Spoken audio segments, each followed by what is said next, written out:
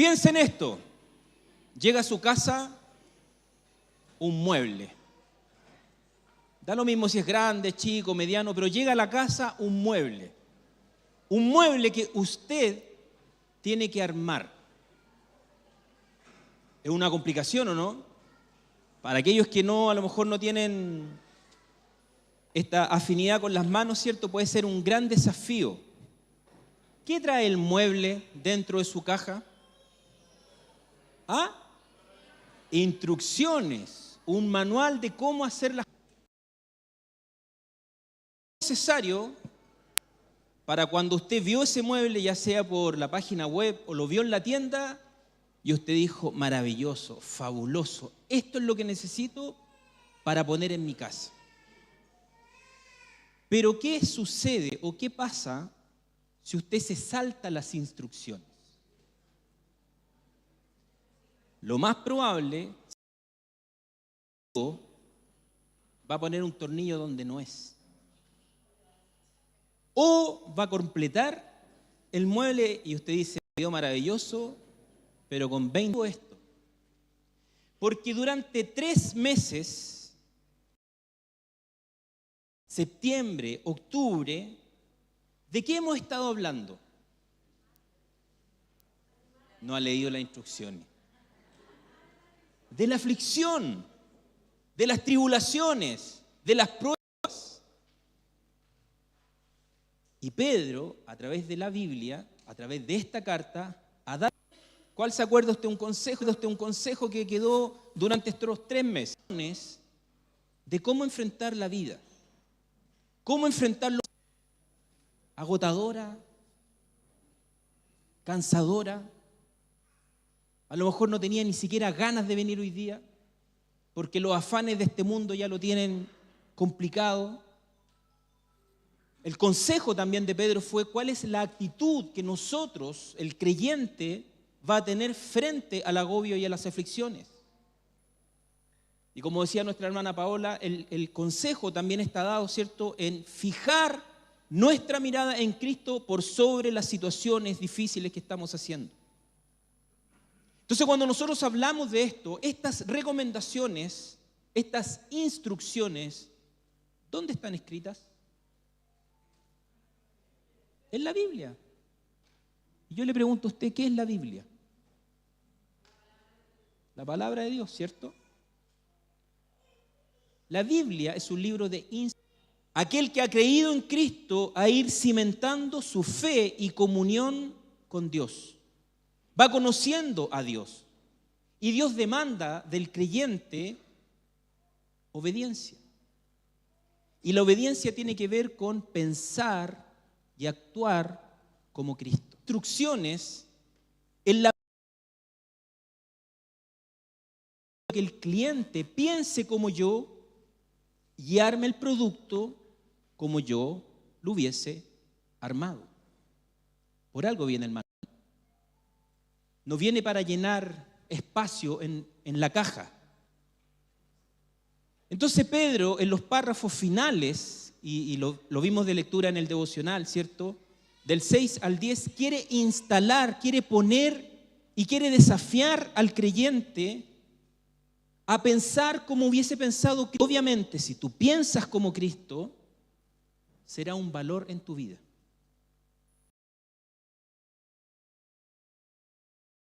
Señor, quien quiere pensar como Cristo es aquella persona que desea parecerse al Señor. Y ahí es donde nosotros, el Señor, dice el Salmo 27:5, que usted haga las cosas a la manera de Dios. ¿Qué es lo que quiere el fabricante?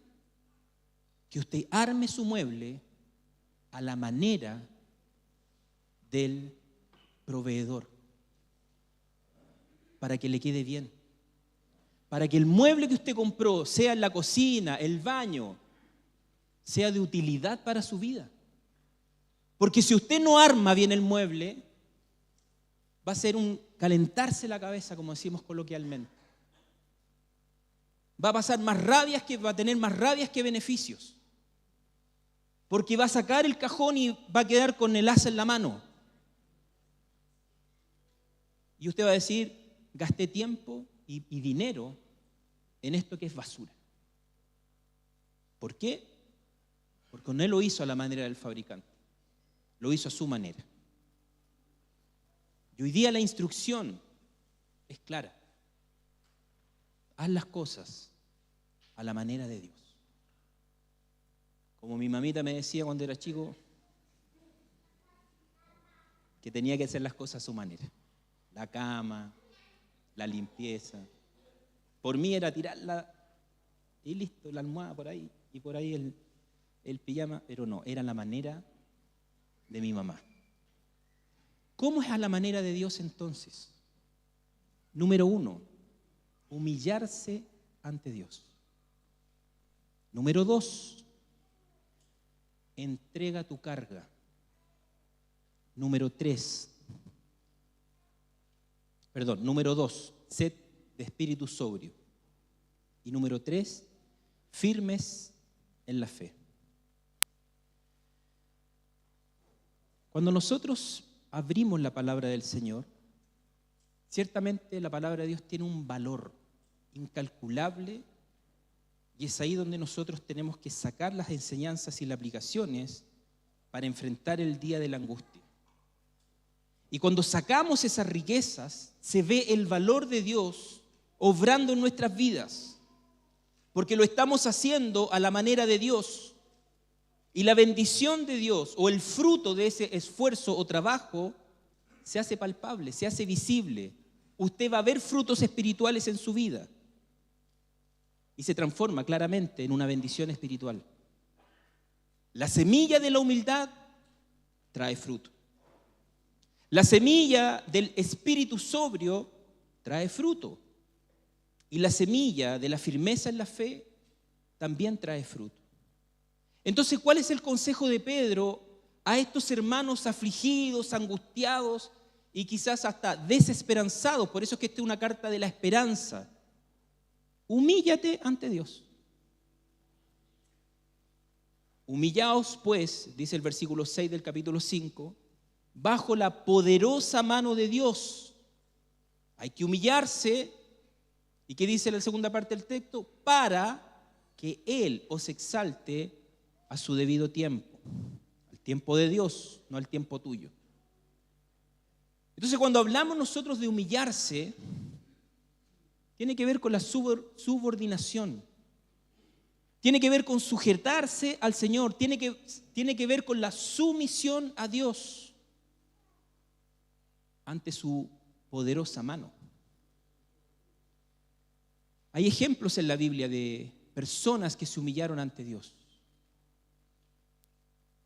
Las voy a mencionar y fíjese lo que pasa en el cuerpo y en la mente de esta gente. Y claramente cuando tuvieron un encuentro con el Señor y se humillaron ante Él, sus vidas no fueron las mismas.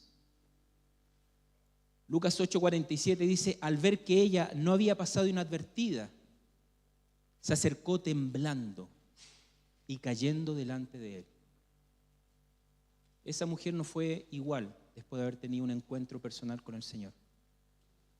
Lucas 5:12, sucedió que estando él en una de las ciudades se presentó un hombre lleno de lepra. Usted sabe qué le pasaba a un hombre lleno de lepra en la ciudad, el cual viendo a Jesús se postró con el rostro en tierra y le rogó diciendo, Señor, si quieres, puedes limpiarme.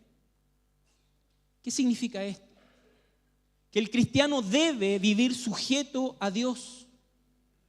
Tu vida debe estar dependiente siempre, íntegramente, de esta mano poderosa. Cuando el creyente se humilla ante Dios, por un lado, es porque tiene plena conciencia de las debilidades, de que yo no puedo, de que no tengo las capacidades para poder enfrentar las que estoy viviendo. Tiene la capacidad de entender cuáles son sus debilidades, cuáles son sus luchas, cuáles son sus pecados. Y por otro lado, tiene la capacidad de visualizar la grandeza de Dios. ¿Te ves tú como un ser completamente vulnerable y limitado? pero también ves a Dios como ese gran yo soy. Dios es infinito, el hombre es limitado. Dios es omnipotente, el hombre es un hombre débil. Dios es santo. Cuando tú comienzas a tomar plena conciencia de quién tú eres, te vas a poder humillar ante el Señor y postrarte ante Él. Y vas a entender que tú no tienes las capacidades por sí solo de enfrentar situaciones. Y dependes de la mano del problema. Que tú tienes frente a un mandato, frente a la disposición que Dios demanda de ti como creyente, como su hijo. Se presenta un problema en tu mente. ¿Y sabes cuál es? Tiene que ver con la obediencia. Frente a un mandato tú tienes solamente dos caminos, no hay más. Número 1, obedeces. Número 2, desobedeces. Ojo, ambos tendrán resultados. Si yo obedezco a Dios frente al mandato que Él me está dando, claramente voy a tener frutos espirituales en mi vida. Oí la voz de Dios y obedecí. Pero la desobediencia también trae consigo la rebeldía. Y la rebeldía trae consigo de la mano el pecado. ¿Por qué Satanás cayó? Porque quitó de su vida la humildad. No se quiso humillar frente a Dios. Isaías 14 y Ezequiel 28 hablan acerca, ¿cierto?, de la caída de Satanás. Isaías dice, pero tú dijiste en tu corazón, subiré al cielo, subiré sobre las altas nubes y me haré semejante al Altísimo. ¿Puede un ser creado ser igual a Dios? Jamás. Versículo 15 dice, sin embargo, ha sido derribado al Seol, a lo más remoto del abismo. Ezequiel capítulo 28 del 12 al 13, no le voy a dar lectura por lo extenso, pero habla de que era el sello de la perfección, lleno de sabiduría y perfecto en hermosura, perfecto en sus caminos. Y el versículo 15 dice, hasta que la iniquidad se halló en ti. Piensan estos hombres que estaban leprosos y esta mujer con el flujo de sangre. Débiles, vulnerables, se encontraron en el Señor, se postraron ante Él y Dios hizo una obra en ellos. Da vuelta la cara de la moneda. Este ángel que era perfecto en sus caminos, hasta que se llenó de violencia, dice el texto. Fue expulsado por profano.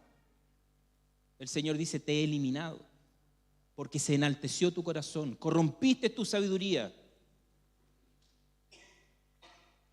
y fue apartado de Dios. La enseñanza de la humildad está presente en toda la Biblia. Hombres que actuaron postrados, humillados ante Dios, Dios los fue reconociendo.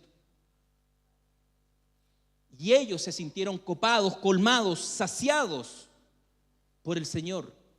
Este hombre débil, este hombre limitado, este hombre vulnerable fue saciado por Dios. La soberbia de muchos, la humildad de pocos, muestra o se ve reflejado en estos textos. Porque la soberbia actúa en masas, la soberbia se da y está siempre presente. La humildad es más difícil de poder verla, de poder palparla. Lucas 7, del 35 al 50, una mujer pecadora, dice el título. Jesús visitó la casa de un fariseo, se sentó a la mesa, vio a la mujer pecadora y fue a buscar un frasco de alabastro con un perfume y se humilla frente al Señor. Viendo su debilidad como mujer, viéndose vulnerable, Y dice el texto que llorando comenzó a mojar los pies de Cristo con sus lágrimas y con sus cabellos los secaba. Marcos hace referencia a que este perfume costaba más de 300 denarios. ¿Qué quiere decir eso? Que era un sueldo prácticamente de un año. Imagínense el valor de ese perfume. ¿Qué hacía el soberbio? ¿Qué hacía el orgulloso? Oye, pero ¿cómo se te ocurre? Daríamos esa plata a los pobres. Porque no tenían la necesidad, porque no querían humillarse frente al Señor. Esta mujer entendió, tomó conciencia de quién era, una pecadora, pero también tomó conciencia de quién estaba al frente suyo, una mujer que requería humillarse ante el Señor. En Cristo encontró el valor que ella no tenía. Cristo le ofreció más de lo que ella poseía. Tenía conciencia que estaba derramando el perfume ante el ungido y daba lo mismo el valor. ¿Qué impide que el hombre se humille ante Dios?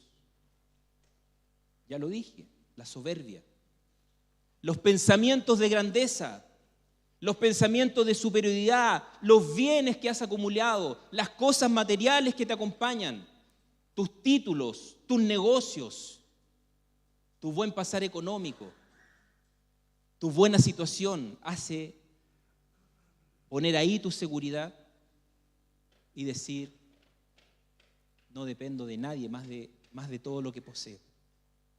Ese es el obstáculo para poder humillarse frente a Dios. El fruto de la soberbia hace también que Dios actúe. Si Dios actúa con el humilde, Dios también actúa contra o con el soberbio. El Salmo 138:6 dice, porque el Señor es excelso. Eso quiere decir sublime, elevado, bacán. Ojo que la RAE, véalo usted después, lo acepta como sinónimo de excelso. Así que Dios es bacán. Porque el Señor es excelso. Y dice que atiende al humilde, más al altivo conoce de lejos, lo mira de lejos. Hay una barrera entre Dios y el soberbio. Hay un impedimento para relacionarse íntimamente con Él, producto de su soberbia. Hay una relación rota, quebrada, distante. Humillarse es bajo la poderosa mano de Dios, es la invitación. Qué gran descanso nos da el apóstol. Invita al creyente a humillarse bajo la poderosa mano de Dios. Esa poderosa mano que usted lo ve reflejado en toda la Biblia. La salida del pueblo de Egipto, la salvación de Noé y su familia. Y comienza a pensar en personajes bíblicos o en situaciones y usted va a ver actuar la poderosa mano de Dios en personajes, en pueblos, en hombres, en mujeres, en familias. Usted va a ver la poderosa mano de Dios. En estas dificultades es cuando la fe del creyente, si se humilla ante el Señor, crece. ¿Por qué? Porque comienzas a depender de Dios. Humillarse, habla el versículo número 6. Y el versículo número 6 es la base para poder entrar al versículo 7, que ha sido un versículo clave muchas veces en mi propia vida. Echando toda vuestra ansiedad sobre Él, porque Él tiene cuidado de vosotros. ¿Sabes que este versículo no necesita mayor explicación? Porque en la literalidad lo dice todo. ¿Qué tienes que echar sobre el Señor? ¿Qué tienes que echar sobre el Señor? Todo. Tu ansiedad, tus preocupaciones, tus angustias, tus aflicciones. Todo. Sobre Él. No sobre tu economía, no sobre tu trabajo, no sobre tu salud, sobre Él. Esta es la parte práctica del versículo 6. Reconozco a este Dios todopoderoso. Y el versículo 7, hago la práctica. El alimento de este versículo es sólido para tu vida y contundente, nutritivo. porque tiene un contenido de una bendición espiritual. Pedro tiene en su mente estas enseñanzas del Maestro, que es lo que nos habla en Mateo capítulo 11, versículo 28. Venid a mí, usted lo sabe. ¿Qué cosa? Todos los que estáis cansados y cargados. ¿Y qué dice el Señor? Yo os haré descansar. ¿Quieres seguir las instrucciones? ¿O quieres hacerlo a tu manera? ¿Quieres que te sobren tornillos? ¿O quieres hacerlo a la manera de Dios? Salmo 52, 22 dice: echa sobre el Señor tu carga y Él te sustentará. 3 instrucciones claras, precisas. Echar significa lanzar algo sobre. Yo tengo una preocupación, voy en oración y le entrego esto al Señor. Estos textos hablan de la importancia de entregar, obviamente, estas cargas, las preocupaciones, inquietudes de la vida que te agobian, que te producen ansiedad. Déjeme decirle una mala noticia: siempre van a estar presentes. Siempre. Siempre. Va a ir usted a trabajar, lo van a despedir. Va a ir a hacerse un examen, algo le van a encontrar. Siempre. Porque es la manera de Dios. Y ahí es donde nosotros vamos y obviamente nos humillamos y permitimos que el Señor lleve nuestra carga. Y qué hermoso la segunda parte del texto. Si yo soy obediente y le entrego mi carga al Señor, el texto me habla, me dice, porque Él tiene cuidado de vosotros. ¿Te das cuenta la relación íntima de Dios con sus hijos que se humillan ante Él? Porque el Señor sabe perfectamente la necesidad que hoy día tú tienes. Sabe perfectamente la aflicción que tú estás sobrellevando. Pero como has actuado a tu manera, no has permitido que Dios obre. Y no has dejado guiar tu vida a la manera de Dios. Mateo capítulo 6, versículo 8 dice: vuestro Padre sabe lo que necesitáis antes que vosotros lo pidáis. ¿Te das cuenta de la grandeza de Dios? No sigas con tus instrucciones. Deja que Dios actúe en tu vida. Número 2, espíritu sobrio. Eso quiere decir dominio propio. Lo hemos hablado anteriormente. Versículo 8 dice: sed de espíritu sobrio. Estad alerta. Vuestro adversario el diablo anda al acecho como león rugiente buscando a quien devorar. Cuando hablamos de sobriedad estamos hablando de dominio propio. Y el dominio propio obviamente es parte del fruto del Espíritu Santo. Es decir, un autocontrol. Estar alerta, estar vigilando. Tiene que ver con ordenar y equilibrar asuntos importantes de la vida. Pongo sobre la mesa qué es lo que está pasando, qué es lo que estoy viviendo y de qué manera vamos a comenzar a resolver. No es que te enfrentas a un problema, sales corriendo y te tiras para abajo, sino que buscas ordenadamente, lo que yo he dicho otras veces, fe y razón. Confío en el Señor, pero también utilizo la inteligencia que Dios ha provisto para poder ir solucionando los problemas.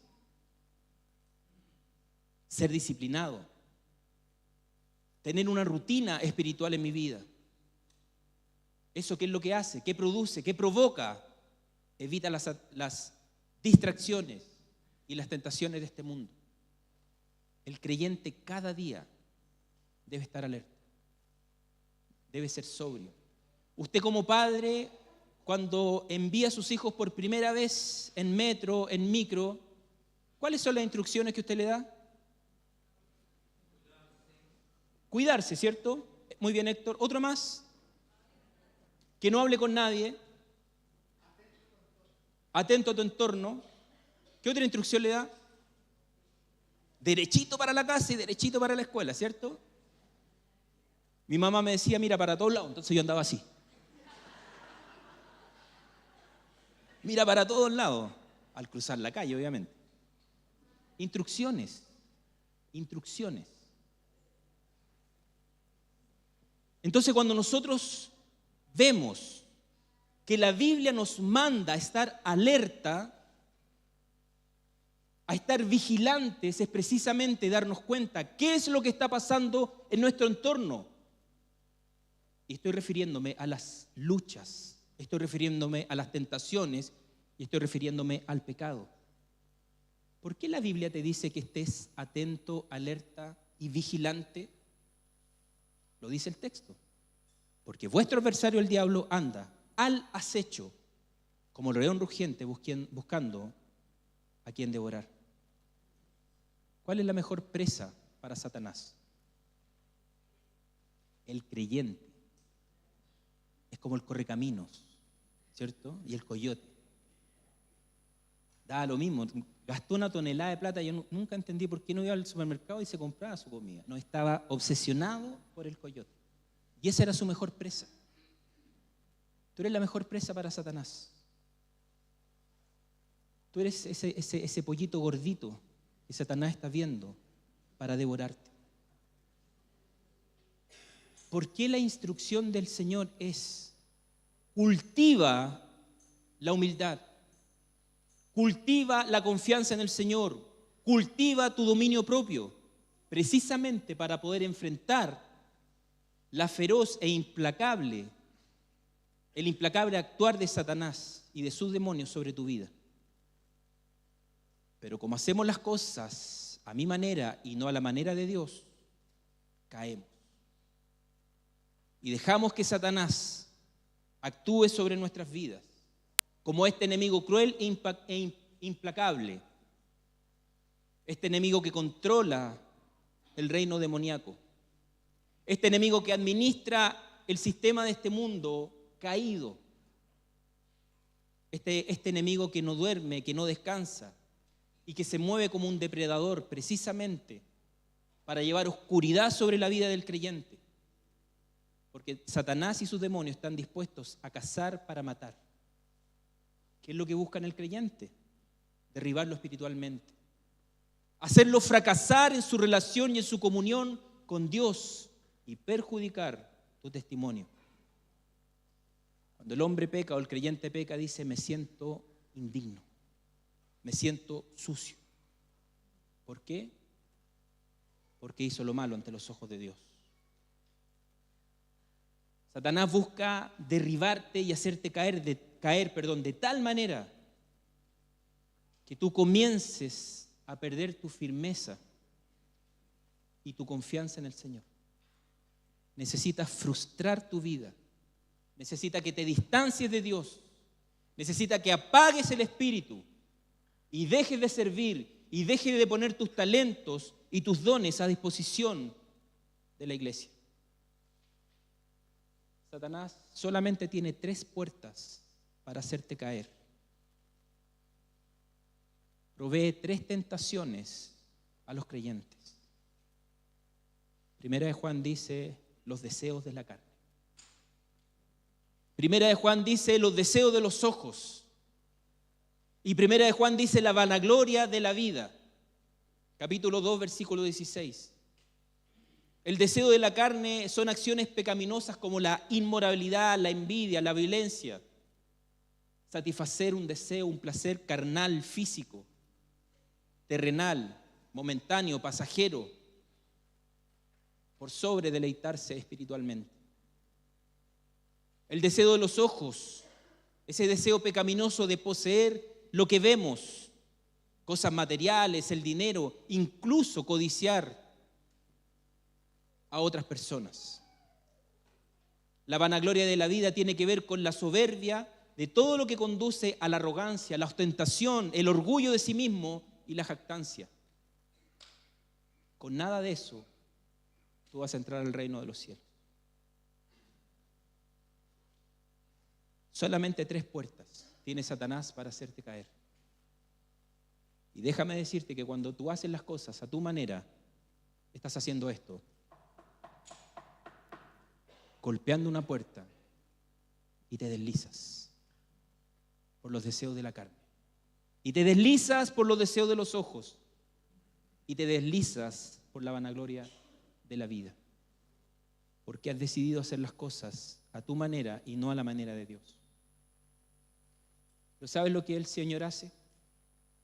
Es tan maravilloso Dios que da instrucciones para que no alcances a golpear la puerta, para que dobles de dirección, para que cambies tu dirección hacia el Señor. Y el Señor te dice, como número 3 en este texto, para eso debes estar firme en la fe. Número 9, versículo 9 dice, pero resistidle firmes en la fe, sabiendo que las mismas experiencias de sufrimiento se van cumpliendo en vuestros hermanos en todo el mundo.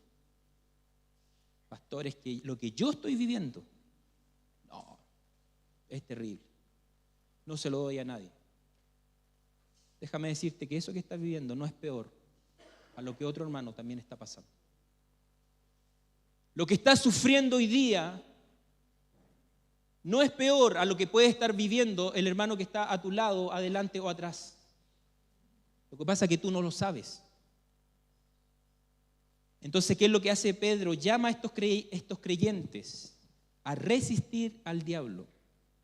Y entienda bien esto.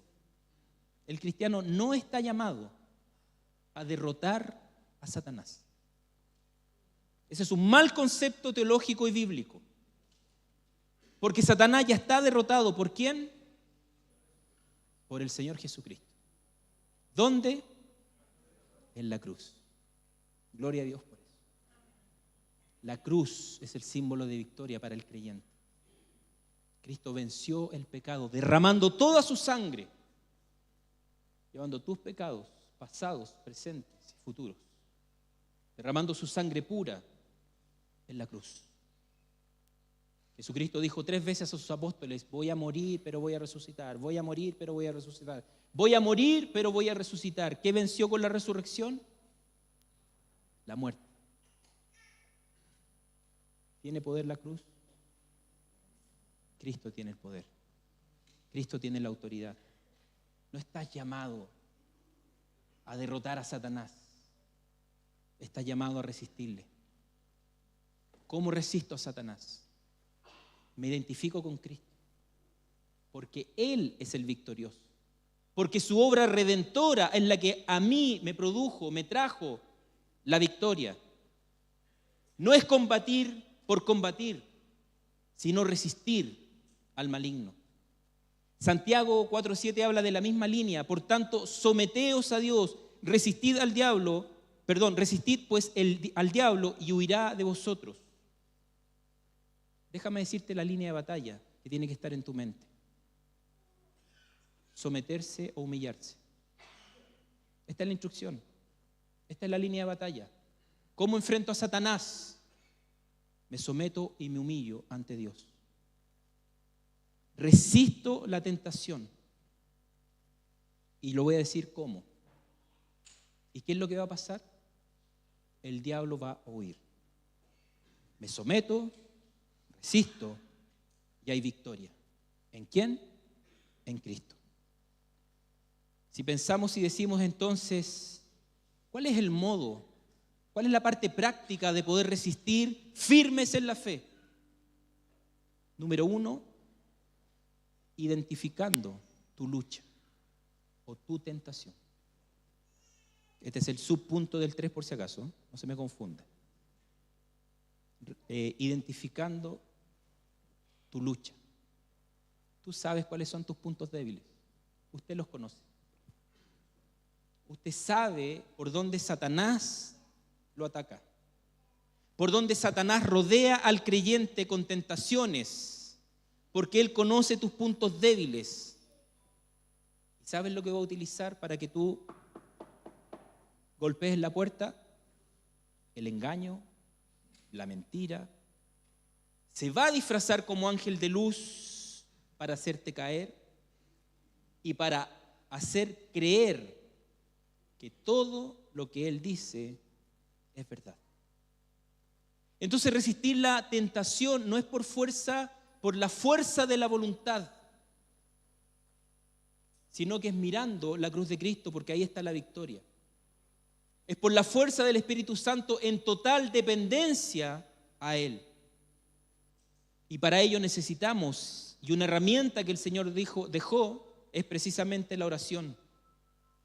La oración cumple un papel fundamental. Jesús le dice a Pedro en Getsemaní: velad y orad, ¿para qué? Para que no entréis en tentación. Para no entrar en tentación. Cuando tú, hermano, sueltas la oración, dejas un flanco abierto para que el enemigo te tiente y caigas. La Biblia de las Américas dice: y no nos metas en tentación.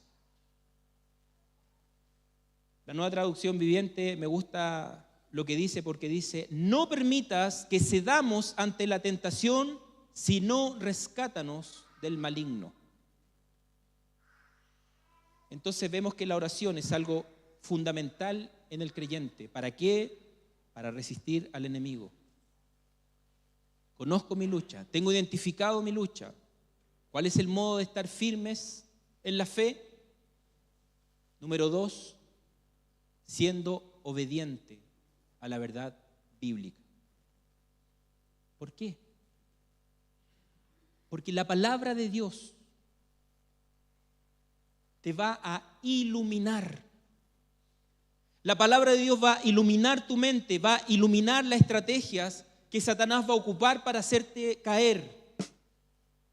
Pero también la Biblia va a iluminar la forma, a través de versículos bíblicos, para resistir la tentación.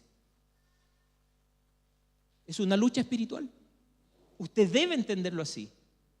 Y la palabra de Dios toma también un papel importante. ¿Sabes por qué? Porque es la verdad de Dios por sobre las mentiras de Satanás.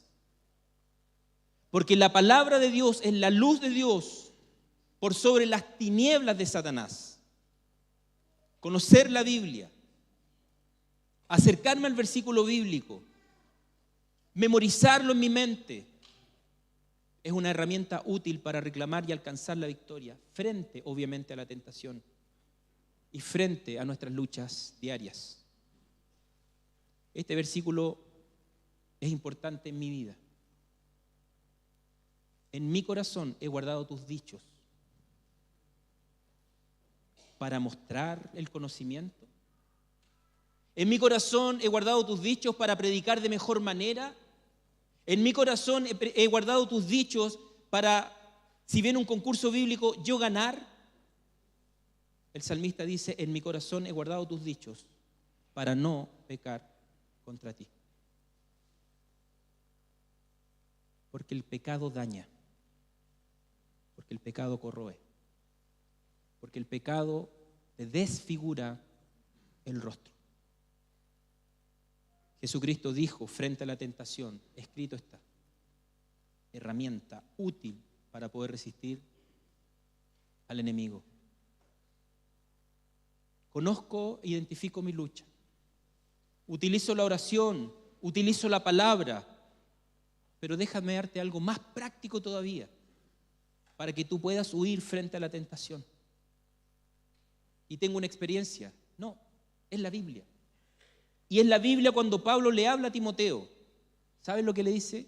Prácticamente, huye, pues, de las pasiones juveniles y sigue la justicia, fe, amor y paz, con los que invocan al Señor con un corazón puro. Mira la profundidad teológica. Huye. No es otra cosa. Huye. Huye de todo lo que te hace pecar. Huye de todo lo que te debilita tu fe.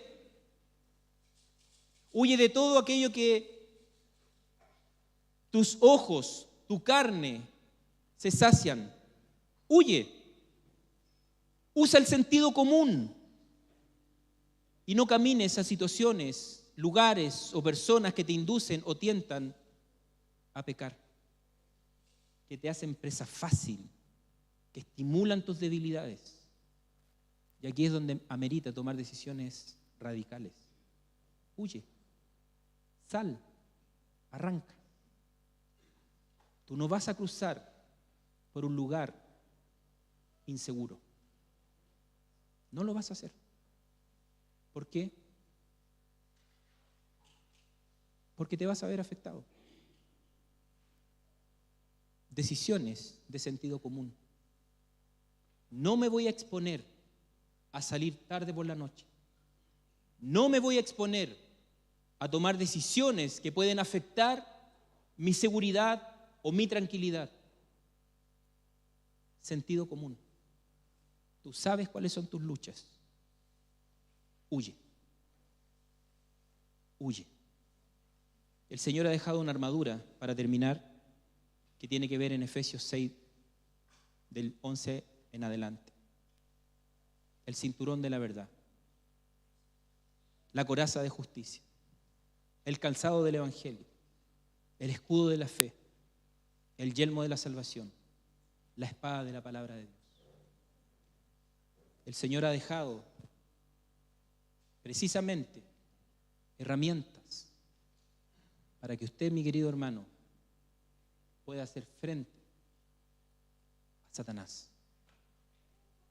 Para que el cinturón de la verdad proteja tu ser interior en la lucha contra las mentiras y los engaños del enemigo, poniendo siempre en tu mente y desafiando a tus debilidades que Jesús es la verdad. Que la coraza de justicia protege tu corazón frente a las amenazas de Satanás, que te quiere acusar y que te hace culpable, pero tú entiendes que la justicia actúa por la fe en el creyente, porque tú has creído en él. Que el calzado del evangelio es la disposición del creyente para combatir las buenas nuevas de Jesucristo, dar a conocer la luz de Cristo. Este calzado espiritual, ¿qué te va a proporcionar? Estabilidad y firmeza en esta batalla espiritual. Debes mantenerte firme y avanzar con confianza para enfrentar los desafíos. Que el escudo de la fe es esta protección espiritual del cristiano, utilizada obviamente para defenderse de los ataques del mal, como la duda, como el miedo, como la tentación.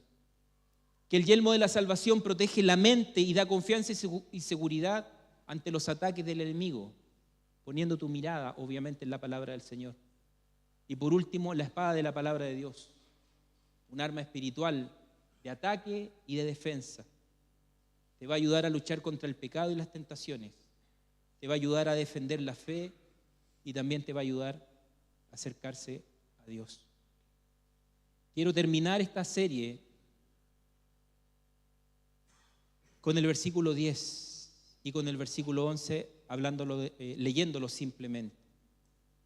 Y después que hayas sufrido un poco de tiempo. Es que llevo 10 años, es que llevo 30 años, es que llevo 40 años. No se compara con la eternidad. Y después que hayas sufrido un poco de tiempo, el Dios de toda gracia, que os llamó a su gloria eterna en Cristo, Él mismo os perfeccionará, afirmará, fortalecerá y establecerá. Y decimos simplemente, a Dios sea la gloria. A Dios sea la gloria. A Él sea el dominio por los siglos de los siglos. Amén. Y me tomo las palabras de Pedro para decirle a usted, los saludo con un beso de amor fraternal. Y la paz sea con todos vosotros, los que estáis en Cristo. Oramos. Dios amado, te damos muchas gracias por la culminación de esta serie. Permite, Padre Celestial, que estas instrucciones sean de utilidad para cada uno de nosotros, pero por sobre todo que podamos ser obedientes a tu palabra. Quisiera pedirte, Padre Celestial, que nos ayudes a estar enfocados en mirarte a ti y no los problemas, entendiendo que los problemas son temporales y pasajeros, pero cuando estemos en la eternidad estaremos bajo tu gloria, tu cuidado y tu poder. Gracias te damos en Cristo Jesús. Amén.